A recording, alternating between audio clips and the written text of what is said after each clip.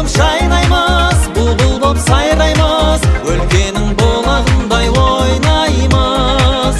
Отанның боланы біз жігіттер, жолымыз тораны нұр қия бер, өзіңді жырлаймыз туған ел. Отанның боланы біз жігіттер, жолымыз тораны нұр қия бер, өзіңді жырлаймыз туған ел.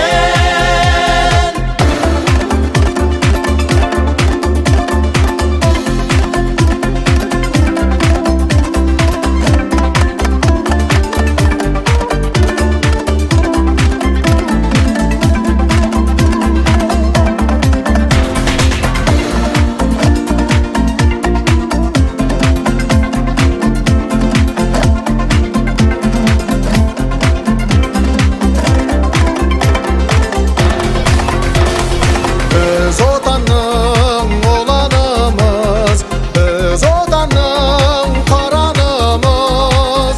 Өмірге еркелеп, көңілді өлкеде, қараймыз келер күнге туған ел.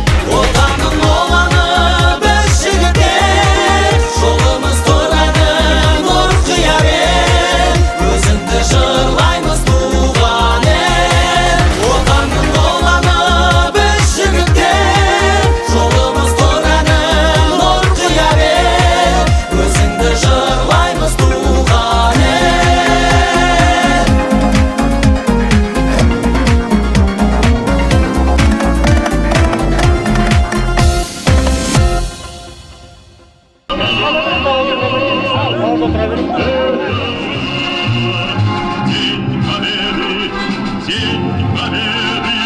День Победы.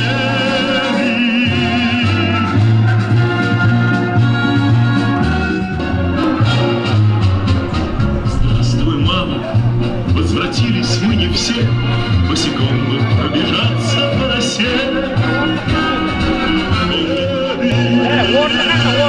Порохом пропал этот праздник, слезою на висках, слезами на глазах.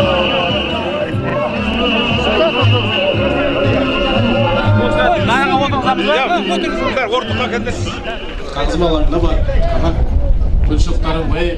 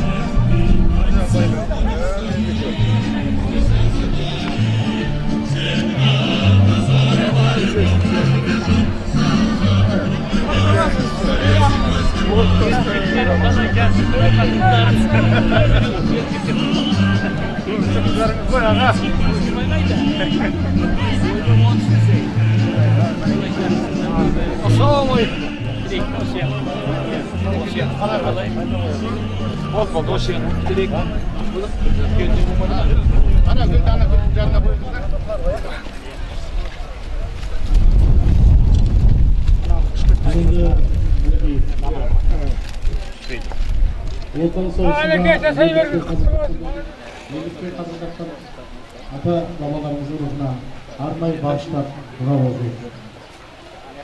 Шайтанир-рajim. Bismillahir-rahmanir-rahim. La ikraha fiyellezi qad tabayyana ar-rushdu minal ghayy. فما يخبر بالطاغوت ويؤمن بالله فهاد استمسك بالعروة الوثقى لا في السماء والله سميع عليم صدق الله العظيم سبحان ربك رب العزة عما يصفون وسلام على المرسلين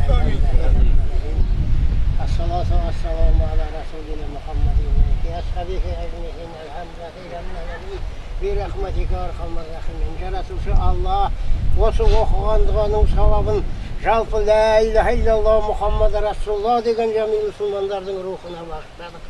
Пайғамбарымыз Мұхаммед Мұстафа саллаллаху алейхи уассаламға бағыштадық. Сахабалардың рухына бағыштадық. Алыстағы, жақындағы әулие, әмбелердің рухына бағыштадық. Осы жерге келіп, тілектес болып жатқан мынау жамағаттардан үміт ететін әруақтардың рухына бағыштадық. Мына отанымызды қорғауға кеткен азаматтарымыздың, әкелеріміздің, шешелеріміздің, бабаларымыздың рухына оқыған дұғаның сауабын бағыштадық.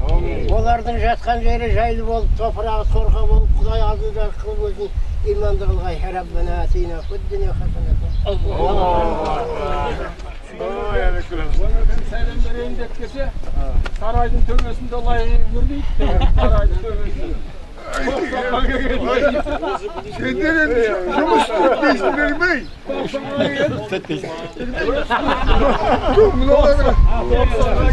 Сарайдың төбесіне шығып жүрген.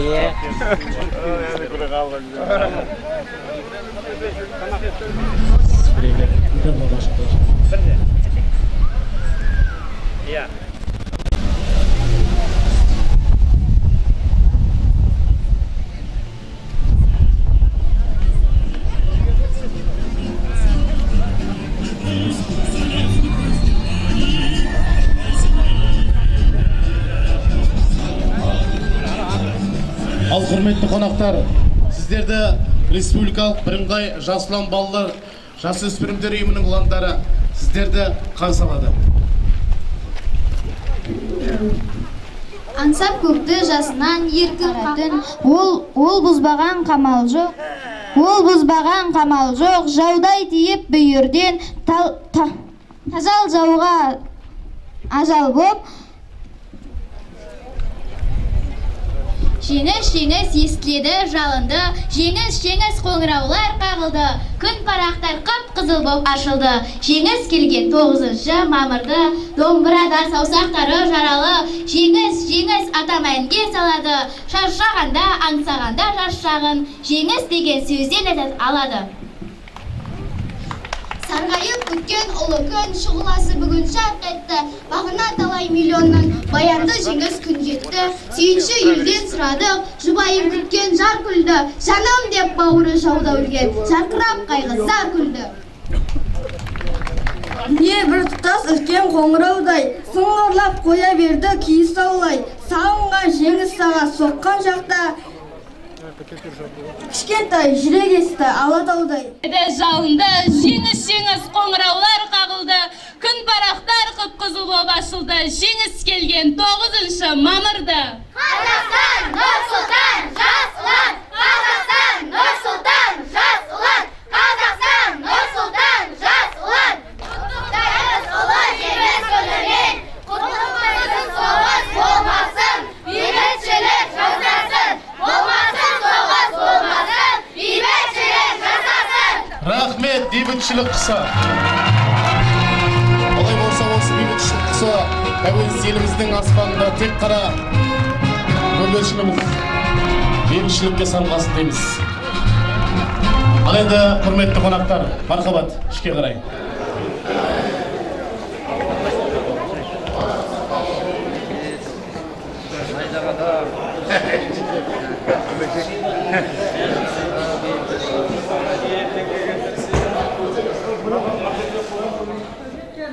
Жоқ апа, рахмет. Менің әлі баратын біраз жерім бар. Рахмет. Балаңызға шақыру қағазын алып келіп едім. Одан алдындағы әскери борышын өтеу үшін әскерге шақырылып жатыр. Ертең азанда ертерек әскери шерде, әскери комиссариатта болуы керек апа. Түнгі атармамен болса да жетсін апа, қалып қоймасын. Менің балам жас қой әлі. Бармасқа болмай ма? Жоқ апа, қалмасын, баруы міндетті.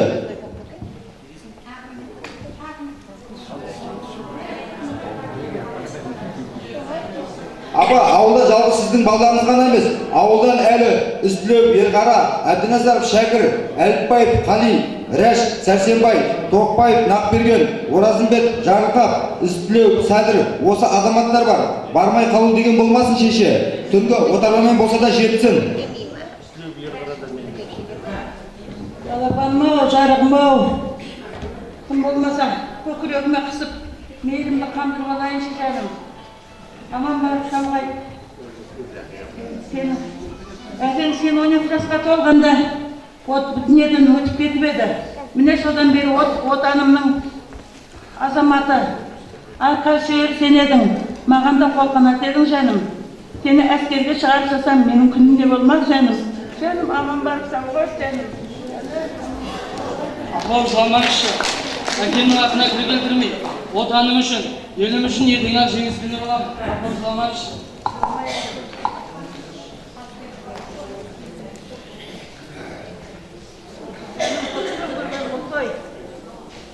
Аман барып салғай жаным. Сенің жолына онымын дайындық қойып едім жаным. Онан да піспей қапты.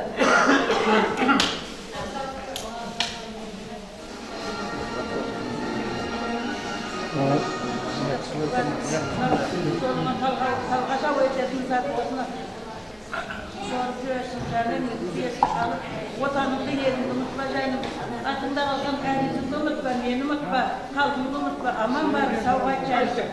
Апам уайымдамады, ертең аман-есен ораламын, жеңіс күні боламын. Апам, мені күтіңіз анашым, қош сау болыңыз.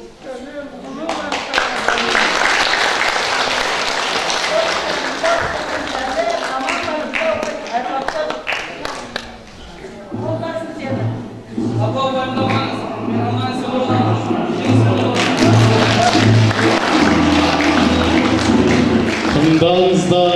Тыңдаңыздар. Сөйлеп тұрған Москва. 1945 жылы 22 маусымда фашистік Германия тұтқиылдан соғыс жариялап, елімізге басып кірді.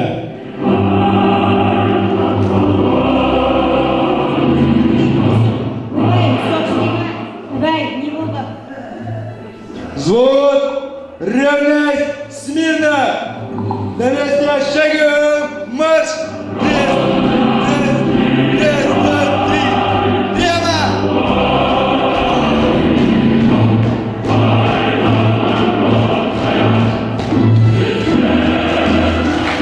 Арада 5 жыл өтті. Жеңіс туы желбіреді. Біз жеңдік. Ұлы Отан соғысында 1418 күн ішінде 20 миллион адам қаза болған. Әр күн сайын 14 мың солдат, бір сағат сайын 600 мың адам, әр минут сайын 10 адам көз жұмған. 1941-45 жылғы Ұлы Отан соғысында неміс басқыншыларын талқандауда, Қазақстан халқының майданында және тылда көрсеткен еңбектері ерен. Сол сұрапыл соғысқа біздің өңірден 242 адам аттанып, 131-і Майдан даласында ерліктің үлгісін көрсетіп қаза болды. Ұлы Отан соғысы ардагерлерінің 81-і елге аман оралып, бейбіт күннің қызығын көрді. Бүгінгі таңда сол ардагерлердің 3-еуі ғана қалып отыр. Осындай бақыт күнді келер ұрпаққа сыйлаған майдангерлер аталарымызға мың алғыс.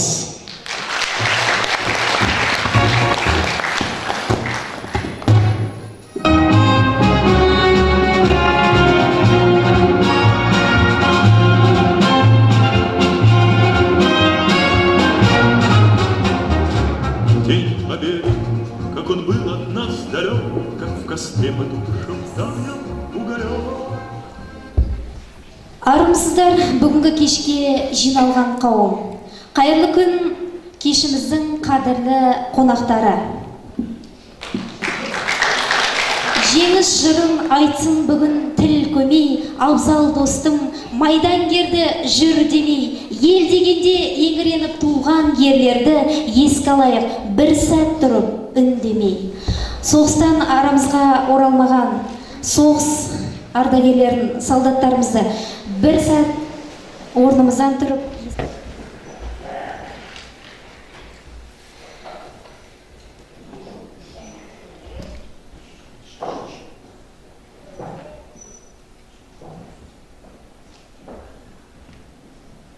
рахмет, орындарыңызға отыра беріңіз. Туған жерді қорғайды баламның балалары.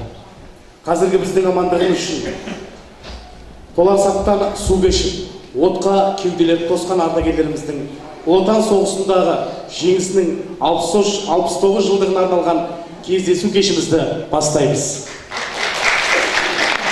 Қадірлі ағайын, жеңістің 60 жылдығы 69 жылдығы жасасын, тыныштығымыздың мәңгілік болсын. Олай болса, кешімізді ашып беру үшін сахна төріне аудан әкімі Қайратбек Әубәкірұлы Сәрсенбаевты, сонымен қатар аудандық ардагерлер кеңесінің төрағасының орынбасары Исаханов Өмірзақ ағаларымыз шақырамыз. Келіңіздер. Бүгінгі үлкен ұлы мерекеміздің ең аса құрметті меймандары, бұл әрине үш бірдей ұлы отан соғысының ардагері, ауыл аталары, яғни ауданымыздың құрметті азаматтары, Әлиакбар атамызды, Шәкір атамызды, Шәмші атамызды сахна төріне шақырамыз.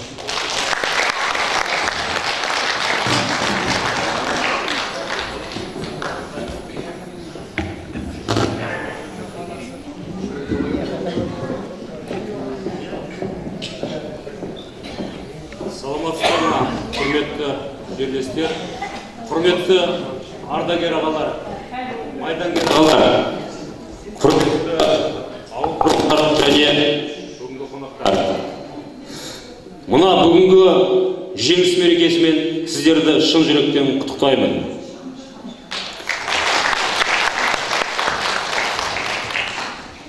Осы аталып өткен мерекелердің ішінде 9 мамыр жеңіс мерекесінің алатын орны өте ерекше.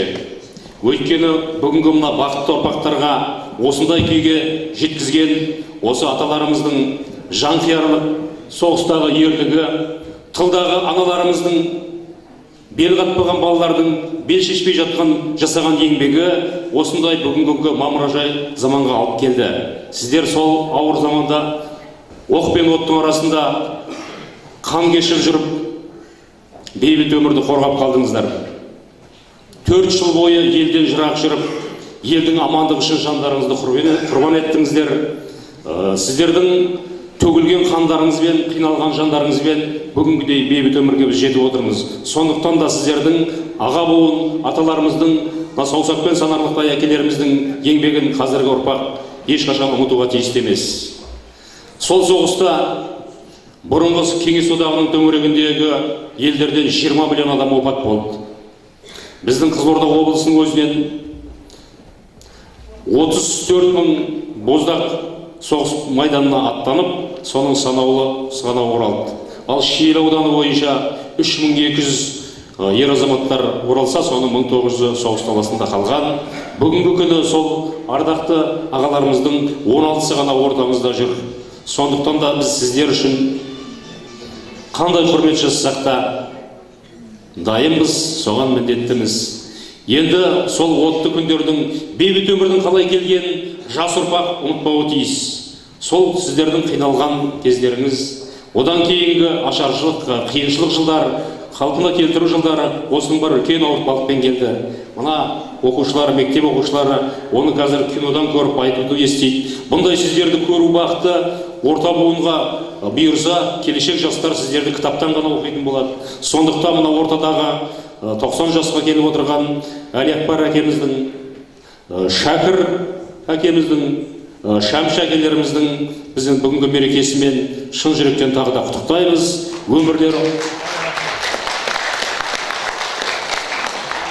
Өмірлеріңіз ұзақ болсын әлде де. Құдай қаласа келесі жылы осы ұлы жеңістің 70 жылдығын тойлауға тиіспіз. Әрі қарай 100-ге жетіңіздер. Біз сіздер барда байымыз, қуаттымыз. Сондықтан сіздерге отбасыларыңызға амандық тілейміз, өздеріңізге денсаулық, ауыл халқына, аудан халқына бәріне амандық, береке, бірлік тілеймін. Рахмет.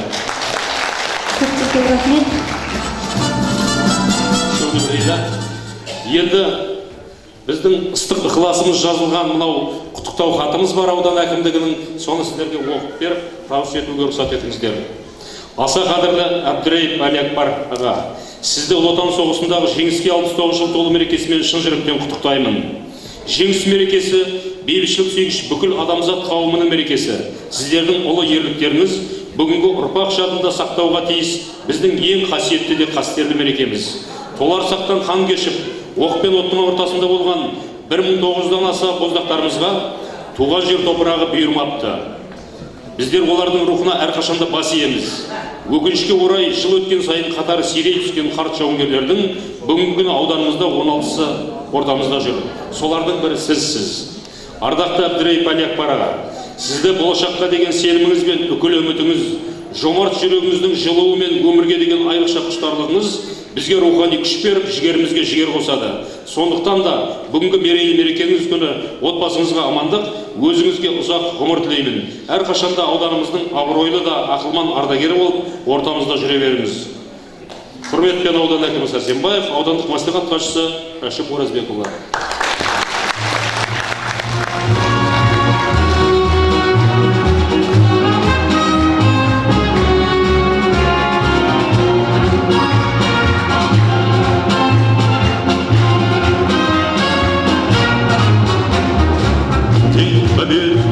Как он был от нас далек, как в костре потухшем таял уголек.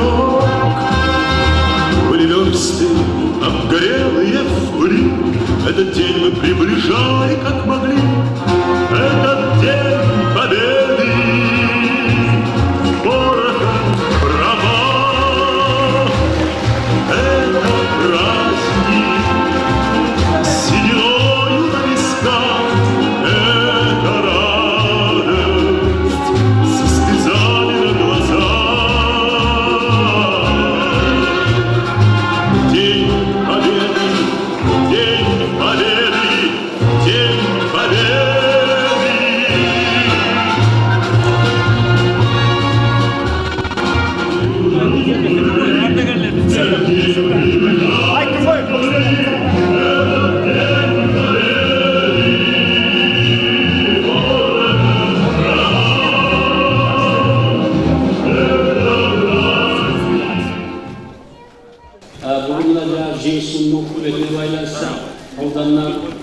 Ауданның әкімі, мәслихат хатшысы, сосын 4 ардагерлер келіп отырмыз. Мынау мереке жеңіс болсын. Бүгін өзі жүйлекте мұндай іс-шара әр уақытта болар ғой. Бүгінгі іс-шара ерекше деп есептейміз. Ол келесі жылы 70 жылдық бұдан да күшті болып өту керек. Ол 70 жылдыққа осы бүкіл бұрынғы Совет одағының құрамындағы республикалар барлығы бірге атап өтеміз деп дайындалып жатыр. Аманшылық болса, соған да жеткізсін. Ал енді қазір қарап отырсыздар, көптеген ауылда соғыс ардагерлері жоқ. Көп ауылда жоқ. Мынау ортақшылығында жоқ, бәйгеұғымында жоқ, 30 жылдықта бір кісі бар. Міне 3 соғыс ардагері біздің осы жүйелікте бар екен.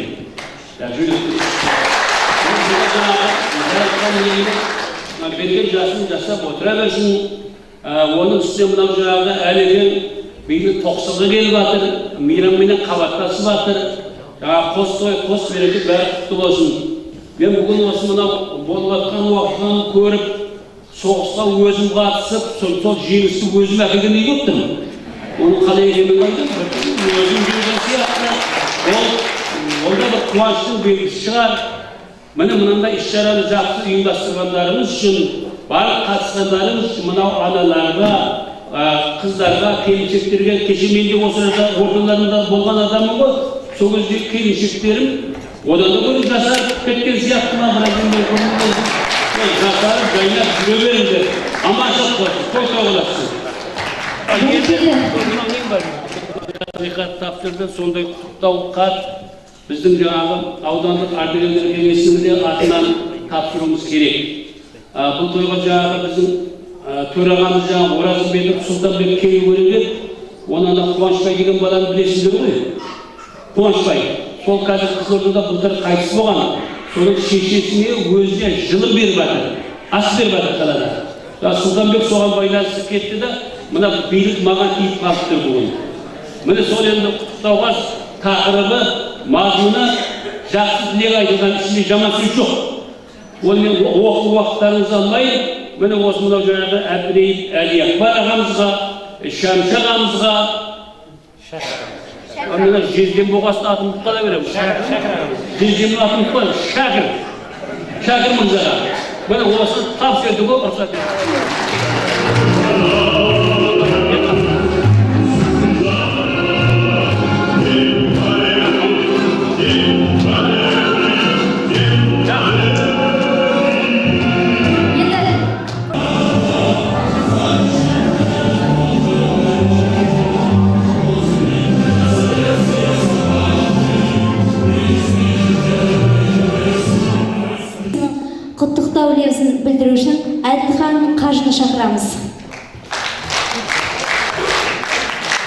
құрметті ағайындар, жерлестер, аудан азаматтары, мынау әкім балам, қадамдарыңыз құтты болсын, мерекелеріңіз құтты болсын.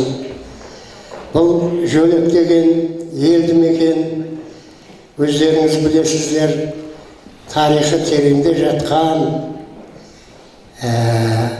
бұрындары жібек жолы ойында жатқан, байланыс жоқ кезде алауменен бекет болған жер, жәрмеңкесі, Қоятынның жәрмеңкесінде Израильдің жәрмеңкесі болған жер. Бірінші рет Русская түземді школа деген мектеп ашылған жер. Отан қорғауға қаншама азаматтарымыз барып, әр үйден біреу екеуден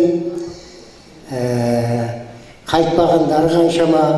Мынау өздеріңіз көздеріңізбен көріп отқан әкелеріңіз осы тірліктің бәрінің куәгерлері. Жеңіс күні құтты болсын деймін. Мынау ауылға келіп жатқан жаңа әкіміміздің қадамы құтты болсын. Халықпен, елмен танысып, оның халықтың жағдайын біліп жатқанына ақсақалдар атынан рахметімді айтамын. Жолыңызға табыстаймыз, шұғыласын төккен көп, сонау жылы 9 май күні алмастырған қуанышқа, қайғына. Сахна төріне Қазақстан Республикасына еңбек сіңірген қайрат қызметкер Әлмірза Ноғайбаевты шақырамын. Соғыстан қайтқан солдаттар әнімен қабыл алыңыздар.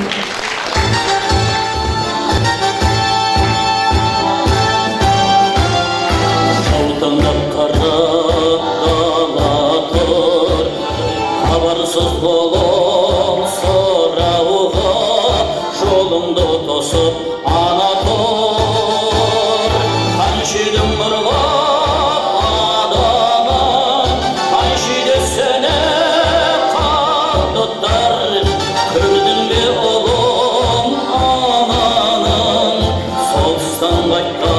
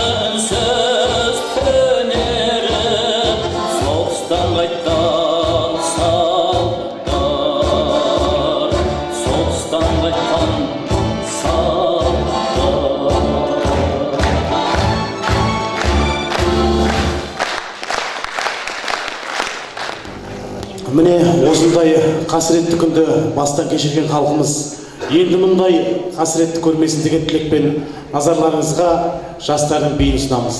Би, Катюша, орындайтын қыздар тобы.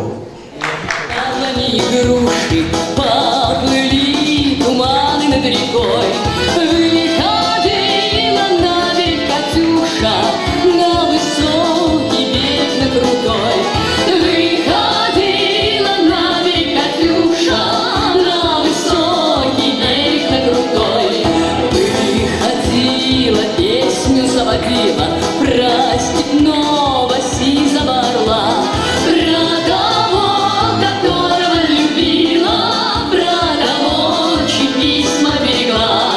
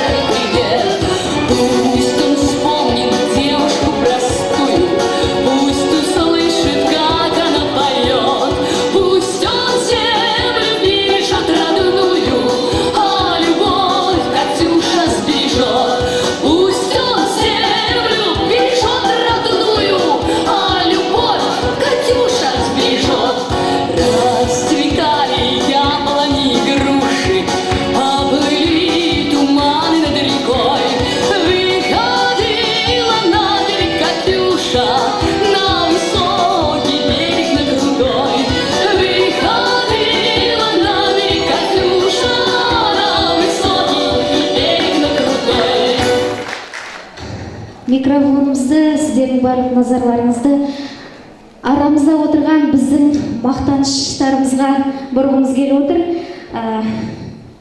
Құрметті Айлекбар ата, ұлы жеңістің 69 жылдығымен келген 90 жас торқалы тойыңыз қанша жаста болдыңыз? 18-де. Бәрекелді, 18 жаста болған екенсіз. 18-де. Сол соғыс 4 жыл жүрдім әскерде. Соғысқа да Японияға да бардым. Екі жақты соғыстым. Германияны тыңғаннан кейін біз Беларусия Японияға бардық. Шайбасан қаласынан Монголия. Арнайы өзіміз соғысқа кіріп кеттік. Соғысты біз аштық. 45 жылы. Германия тыңғаннан кейін ол майда күнде сентябрь айында сол жылы Японияға біз соғысты аштық. Сөйтіп Манчжурияға кіріп, Манчжуриядан Кореяға бір жыл тұрдым. Bir жылдан кейін барып ауырып бастадым. 46 жылы келдім. Әпірден. Бәрекелді, қошеметтеп қойыңыздар. Енді осы құрметті Айлекбар атамызбен бірге Шамшатамызда 90 жас мерейтойға келіп отыр. Шамшата, сіздің де 90 жас мерейтойыңыз құтты болсын. Ата. Шамшата, сіздің де 90 жас мерейтойыңыз құтты болсын. Сіз де 90-ға келіп жатыр екенсіз. Сіз енді соғыста қай жерде болдыңыз? Соғыста қай жерде болдыңыз? Мына жастарға сол жайлы айтып берсеңіз. Бірінші Украина соғысында. Бірінші Украинада Карпат тауына дейін. Карпат тауының басына шықтığında қайтып соның жаралып қалдым.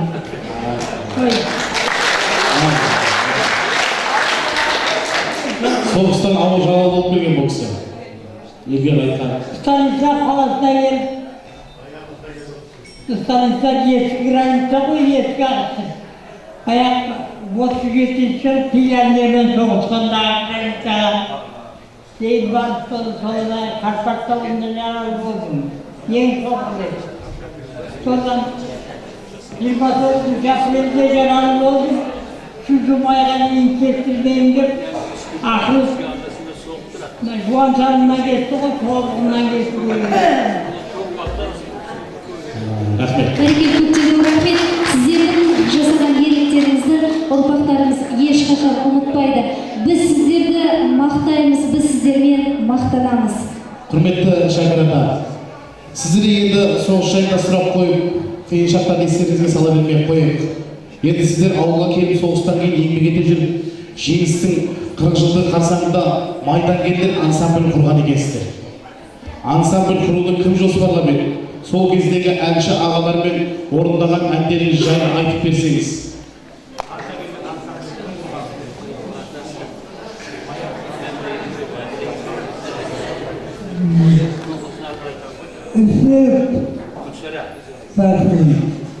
Ne varımız elek var,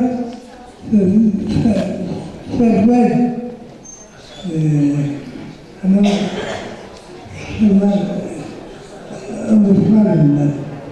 Adımız var ki tabii. Adımız var. Көптеген рахмет. Енді майдангерлер ансамблінің құрамында Әбдіреев Айлекбар ағамыз, Әбназаров Шәкір, Әліпбаев Қали, Сартаев Сейдәлі, Сүйірбаев Нәби, Сапарымбетов Мәлік, Үстілеуов Сәдір, Шопанов Атан, Асан сынды аталарымыз болған екен. Қошеметтеп қойыңыздар.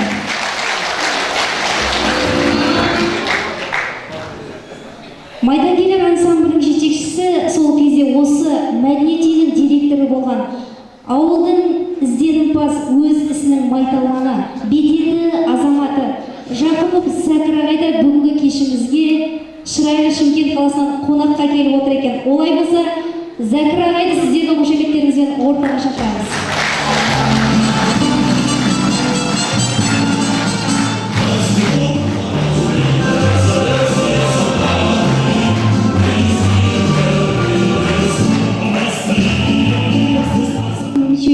бүгінгі таңда 90 жасқа келіп отыр. Ал ансамбльдің жасы 29 жаста екен. Олай болса, ансамбльдің құрылу барысындағы өткен қызықты жағдайларды еске түсірсеңіз. Сәлем.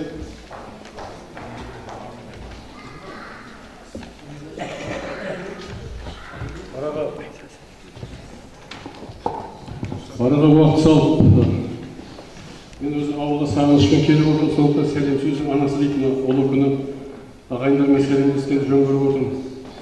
Биіктерінен түспеген ағайын бауыр достарым, иілем сағынышпенен армысың ауылдастарым. Уақыттың ұлы көшіндей ақыл-өл алып шалдарым, тарихтың шежіресіндей армысың ақсақалдарым. Жүзінен шуақ төгілген ақжаулықты даналар, пейілді нұрдан өрілген армысың ғазиз аналар. Ауылының сұңқар түлегі алда ғой алар асқарың, ертеңгі елдің тірегі армысың берен жастарым. Көктемнің жарған біріндей сыланған әсем тал мүсін, қырмызы қырдың гүліндей қыз келіншектер армысың. Балапандарын тәттірек, жақсы жаманды шамалар, періште ниет, пәк жүрек армысың асыл балалар.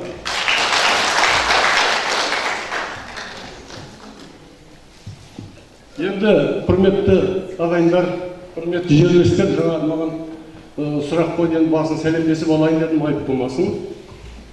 Енді бүгін өте үлкен біздің мерекелеріміздің ішіндегі бір қасиетті, бір сондай өзімізді қастерлейтін құрметті күн ғой.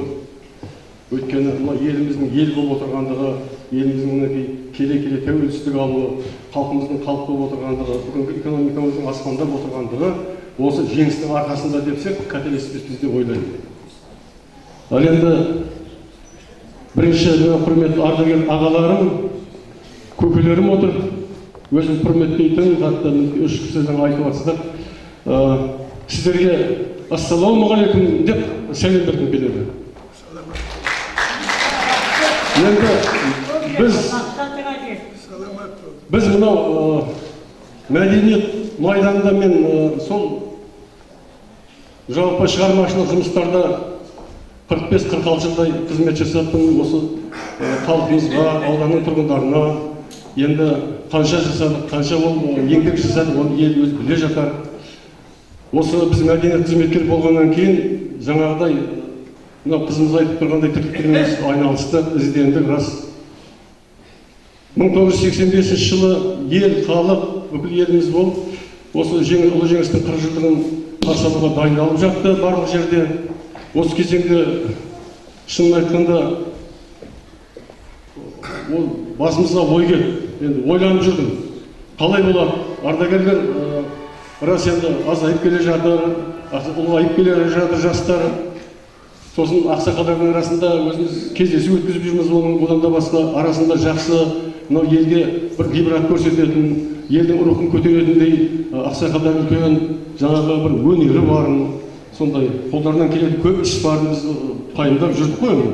Сондықтан осы ақсақалдарды жинап сөйлессек деп, осы жерде сол кезде өзіміздің көркемдік жетекшіміз Әшірбек Шаймерден деген жаңағы жігітіміз бар тұғын, осындай басым ой келіп тұр, Шаймерден, сен де жоғары білімді азаматсың ғой, не дейсің бұған деген, ол мені қолдады. Бұл ойыңыз керемет екен деп. Сонымен біз ақсақалдарды дәл осы бөлмеге шақырдық. Орай келеді деген бір 14 адам келді бізге. 13 адам келді. Бұл февраль айының, сол ақпан айының 85 жылы 14 күн. Сөйтіп осы кішкене біз басқа да сұхбат жасап келіп, ойымыздың енді түпкі мақсатымызды ашып айттық. Осындай деп, Әлекеңді білеміз, жаңағы Шәкеңді білеміз, біреу ақын, біреу гармоншы, домбырашы, осындай жаңа 8 кісі қойым, бәрі өнерлі кісілер бұл. Осындай бір елдің алдына осы сіздердің бір қалатын естеліктеріңізді, осындай ертең өнерлеріңіз айда жүргендей жастарға, өсіп жатқан жас өскелең ұрпаққа бір өнерлі болатындай нәрсені істесек қалай болады деген бір ойымыз бар. Не дейсіздер? Деді енді, бұлайша қарағанда ақсақалдарды сахнаға итермелеудің өзі былай енді кейбір кісілер біртүрлі санайтыны рас қой. Бірақ осы ойымызды соңында ақылдасып ақсақалдарын қолдағанда біздің қуанышымызда шек болған жоқ. Соның ішінен 8 кісі қол көтеріп шықты. Ол ой дұрыс, біз қолдаймыз деп. Қалған кісілер енді ыңғайымыз келмейді ау деді, енді рас өздері сорталып былай шықты сол кезде. Сонымен енді 8 кісі жаңағы ататылған осы ансамбльге мүше болды. Сөйтіп біз жұмысты бастап кеттік. Март айының соңына қарай ауданда осы жалпы өнердің жаңағы 40 жылдыққа байланысты байқау өтейін деп жатқан. Сол байқауға біз жан-жақты әзірлендік. Соның ішінде осы ардагерлер ақсақалдардың осы дайындығына қаттырақ мән бердік репертуарына. Сонда біз енді алғашқы кез ғой, енді 4 жаңағы шығарма дайындадық кісілермен. Бар ансамбльдің құрамында осы кісілерді көпшілікке ауданда ұсындық. Енді оны енді өздеріңіз байқап отырсыздар, ол қолданбай сол кезде қуаттанмаса жұрт оны келіспесе, ол кезде бұл кісілердің өнерлері өрілмей қалар еді. Оның бер жағында біздің ауданның басшысы, сол кезде өздеріңіз білетін Шоқыман Сейдбек деген ағамыз болды. Ол өнерді де бүкіл осындай халыққа пайдалы жақтардың, тәрбиелік жақтардың, эстетикалық мәселелерге үлкен мән берген кісі, бәріңіз білесіздер. Бұл кісілердің облысқа бару, одан кейін Алматыға бару, сол Шоқыман Сейдбек ағамыздың арқасында айтуымыз керек. Тіпті бұл кісілерге киім тіктірді. Алматыға баратын кезде, осы кешеге дейін сол киімді киді. Енді не керек, содан кейін халықтың көзіне түскеннен бұл кісілер шақырды, театрда, қызылордада болды. Осы ауданның барлық еңбекшілерінің алдында, дала еңбеккерлерінің алдында болды, слеттарда болды, аудандық мәдениет күнінде әлденеше рет көрші Жаңақорған ауданы сияқты аудандарда болды. Облыстық радиоға жазылды. Алматыдан жаңағы түскеннен кейін қайтадан келіп тағы түсіп алып келмеген, сен оны ескертетін адамды болмаған, қажет дегенбіз енді ол бүгінгі күні өте қажет болып жатыр бізге. Соны іздестіріп жатырмыз. Мінекей Әлімжан Одан бүгінгі таңда соған бел шешіп персонкалды іздеп жатырмыз. Енді жалпы тарихы осындай. Мен енді сіздерге мынау бүгінгі ұлы күні айтуым керек. Бұл ансамбльдің келер жылы 30 жыл болады. Бұның ансамбльдің құрылғаны 14 ақпан. 14 ансамбльдің туған күні, құрылған күні деп есептеуге болады. Бәрекелді, көптеген рахмет. Өзіңіз ардагер ансамбліне жетекшілік еттіңіз. Енді мүшелері ортада отыр. Ән сұраймыз сізден. Қолға саламыз. Солай емес пе? Қошеметтеріңіз қайда? Өзіңізді сөйледіңіз. Кәнекей, баянды ортаға алдырсақ. Мынау өзі көпшіліктің ішінде ерекше көріп тұрған адам болады. Осы ансамбльді көтеруде, осы репертуарын молайтуда айта кету керек. Мынау құрметті Әлекең енді үлкен еңбек жасады. Өйткені бұл кісі сол мына жаңағы өзі айтып отқан жерлерде полктың запевал дейміз ғой жаңағы. Сондай болғанын енді айта кетуіміз керек. Оқ зуылдап төбеден шуылдап өтіп атқанда снарядтар Абділеев запевай дейді екен. Сол кезде Әлекең оққа қарамастан осы әнді бастап жүреді екен. Ана солдаттардың жаңағы рухы көтеріліп, жаңағы оралап ұмтылғанда жаудың зәресі қалмайды екен. Оны сол тарихын айтсам үлкен тарихы. Осы Әлекеңнің репертуарынан, әлдің жаңағы ансамбльдің репертуарында кейінгі сол 86 жылдары желтоқсан оқиғасынан буквально 2 апта бұрын барып біз запись жазып, 1 апта болды Алматыда. Сол кезде репертуарымызда сол 14-15 шығарма болды. Әндер, термелер бар оның ішінде. Сосын орыс тілінде айтатын военный әскери әндер болды, патриоттық тақырыптағы. Осы әндердің жалпы ансамбльдің репертуарының бір 70%-ын Әлекең репертуарынан алды. Ол осы кісінің өзі жазды, оны іздеді, композиторын іздеді, бәрін тауып, солай қойды. Енді мынау Әлеке қолға салып жатыр, не істейміз? Иә. Бәрекелді. Келіңіз.